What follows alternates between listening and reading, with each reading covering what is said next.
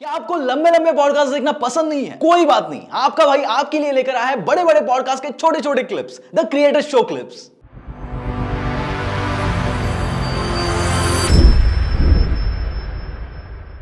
प्रफुल भाई, हमारा Indian youth जो है, क्या उनको इंडियन हिस्ट्री को समझना चाहिए, उसको एक्सप्लोर करना चाहिए? यहाँ पे मैं रामायण और महाभारत की बात कर रहा हूँ, आपका क्या ख्याल है उसमें? बहुत ज़्यादा करना चाहिए। रामायण, महाभारत, वेद, पुराण सब पढ़ना चाहिए। क्यों करना चाहिए? क्यों करना चाहिए कि ये दुनिया, आज की जो दुनिया देख रहे हैं बहुत छोटी दुनिया। सनातन धर्म, हमारा धर्म बहुत पुराना है, बड़ी बड़ी चीज़ें करी है, बड़े बड़े काम किए हैं, दृष्टि सृष्टि सब रचेता है। महाकाव्य की बात करें, राम जी का आप देखें, सीता मैया का देखें, सेक्रीफाइस देखें, हनुमान जी का देखें, रावण को जीतना, लंका जीतना। महाभारत में इतने सारे 5 पांडव रहे। भगवान श्री कृष्ण की गीता आप पढ़ोगे तो दुनिया का सबसे बड़ा मैनेजमेंट अपने आप में लेसन वहाँ से आपको मिलेगा। आपको ज़िंदगी पदमत पड़ेगी। आज की तारीख में मैंने रामायण देखी है, पढ़ी है, गीता देखी है, गीता पढ़ी है, महाभारत देखी है। गीता क्या, तो आज भी मेरे बैग में गीता पुस्तक रहती है, उससे शिक्षा मिलती है। और धर्म कर्म संस्कृति से जुड़ना इसलिए भी होता है कि आपको डाउन टू अर्थ रखना है, ये आपको ईगो नहीं आने देता है। क्योंकि जिंदगी में आपकी प्रसिद्धि, आपके फॉलोअर्स, आपका हवाबाजी, ये टेम्परेरी है, समय के साथ खत्म हो जाती है। आप आज सेलिब्रिटी हो, कल को कोई और आ जाएगा।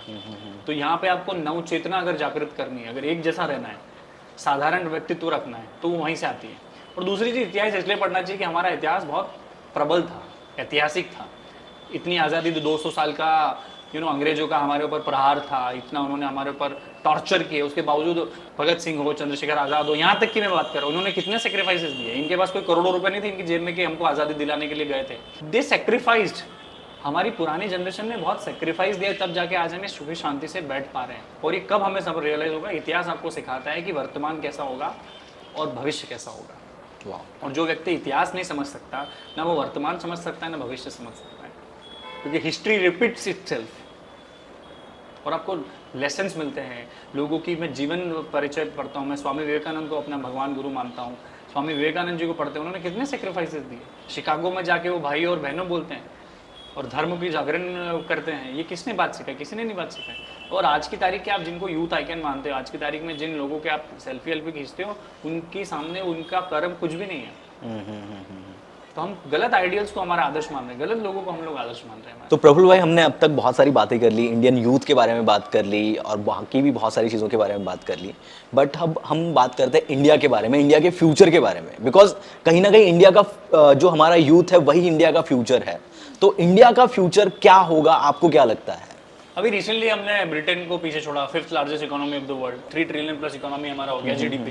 ये 5 ट्रिलियन पहुंचेगा 2025-26 तक। हम लोग तीसरे या चौथे नंबर या दूसरे नंबर पे, तो मुश्किल है, 10 साल का एक डगर है, अभी जाना चाहिए। हम लोग स्टार्टअप में देखो तो 70,000 से ज़्यादा स्टार्टअप रजिस्टर्ड हुए हैं पिछले 4 से 5 सालों में ओनली।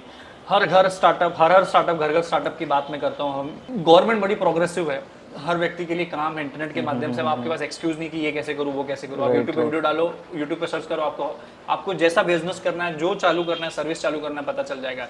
फिर उससे भी ज़्यादा अभी लास्ट मंथ में, पिछले 7 महीने में दुनिया को हम लोग ये दिखा पा रहे हैं कि इंडिया अब प्रोसेस ओरिएंटेड कंट्री बन रहा है। यहाँ जुगाड़ू, हम लोग बोलते हैं हमारा देश जुगाड़ू है, उसको छोड़ के हम प्रोसेस ओरिएंटेड बन गया। सबसे ज़्यादा जीएसटी कलेक्शन हुआ, 1,40,000 करोड़ का जीएसटी कलेक्शन सिर्फ जून महीने में हुआ। और पिछले 7 महीने से हम लोग लगातार 1,25,000, 1,30,000 करोड़ का जीएसटी का कलेक्शन कर रहे हैं। आप समझ पा रहे हो? नॉर्थ ईस्ट के लोगों को प्यार मिल रहा है। कभी नॉर्थ ईस्ट की बात नहीं होती थी इस देश में। आज कश्मीर से कन्याकुमारी और कामाख्या से कच्छ, पूरे लोग एक राग में ये बोल रहे हैं कि हम भारत के लिए काम कर रहे हैं। हर आदमी अपने साथ में लोगों को साथ कंपटीशन ना करते हुए कोलैबोरेशन की बात कर रहे हैं। आज हमारे देश में ईगो जैसी चीज़ खत्म हो रही है। बड़े से बड़ा सेलिब्रिटी आज इन्फ्लुएंसर्स को बुला रहा है, आप और मेरे जैसे लोगों को उनकी मूवीज प्रमोट करने के लिए। कभी भारत में नहीं हुआ। छोटा सा छोटा व्यक्ति हो, गाँव किसान का, देहात का बच्चा क्यों नहीं हो, वो एक वीडियो ऐसे करके बोल सकता है मैं ये हूँ, मेरे को ये समस्या हो रही है, वो वीडियो वायरल हो सकता है, उसकी समस्या का समाधान हो सकता है।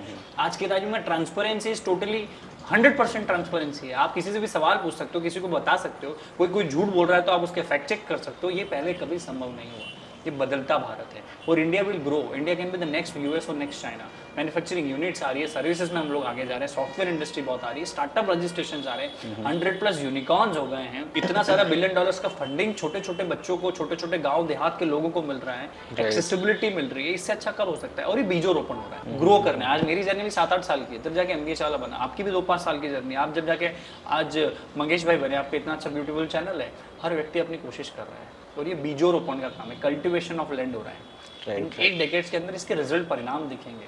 आज लोग ITR भर रहे हैं, इनकम टैक्स रिटर्न फाइल कर रहे हैं, GST फाइल कर रहे हैं, अपने आप को दिखा रहे हैं कि मैं कमा रहा हूँ। फ्लाइट्स के आप एयरपोर्ट्स पे जाइए, 2025 तक 40 करोड़ लोग एक साल के अंदर ट्रेवल करेंगे फ्लाइट से।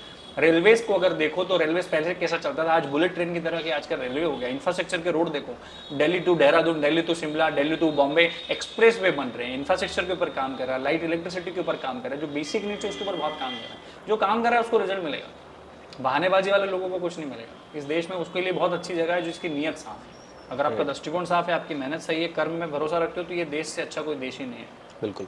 आपने बताया कि मतलब 10 साल बाद हमारा एक हम एक अलग लेवल पे होंगे, तो ऐसी कौन सी चीज़ें हैं जो हम लोगों को अभी जो हम लोग कर रहे हैं उसको कंटिन्यू रखना चाहिए, उसको ब्रेक नहीं करना? रिस्क लेना चाहिए, घर से बाहर निकलना चाहिए, दाल रोटी के जब तक दाल रोटी मिल रही तब तक संघर्ष करना चाहिए। ये गाड़ी घोड़ा, ये लाइट एक्शन कैमरा, AC के भरोसे नहीं रहना चाहिए। दूसरा, शॉर्ट 1 महीने का, 6 महीने का, साल भर का, 5 साल का, 10 साल का गोल स्थापित करना चाहिए। टैक्स भरने चाहिए, जमाखोरी कम करनी चाहिए। आप अपने लेवल पे थोड़ा बहुत करो, आटे में नमक के समान बेईमानी चलेगी, पर नमक में आटा नहीं चलेगा।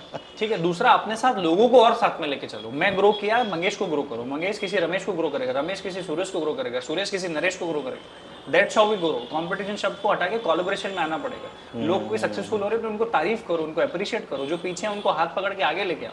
जातिगत समीकरणों से बाहर निकलो, धर्मों के समीकरणों से बाहर निकलो। वो नॉर्थ ईस्ट का है, वो ऐसा है तो उसको प्यार मत, ऐसा जरूरी नहीं। कोई साउथ इंडियन है उसको ऐसा मत बोलो कि तू साउथ इंडियन है। We are one, India is one. एक भारत की बात करूंगा, एक ही भारत है, कोई डिस्क्रिमिनेशन नहीं होना चाहिए। और लोग आपके पास नहीं आ रहे तो आप लोगों के पास जाना शुरू करो, कंपनियों को ग्रो करो, कंपनियों में इन्वेस्टमेंट लेना चालू करो, एम्प्लॉइज को और इज्जत दो, प्यार दो, मोहब्बत दो, नर्चर करो रिलेशनशिप को, नेटवर्किंग को, रिलेशनशिप को नर्चर करो। ये बहुत सारी छोटी छोटी चीजें जो मैं ध्यान रखूंगा। अगर आपको ये कन्वर्सेशन पसंद आया तो पूरा पॉडकास्ट देखने के लिए यहां पर क्लिक करिए और ऐसे ही थॉटफुल क्लिप्स के लिए हमें सब्सक्राइब करिए।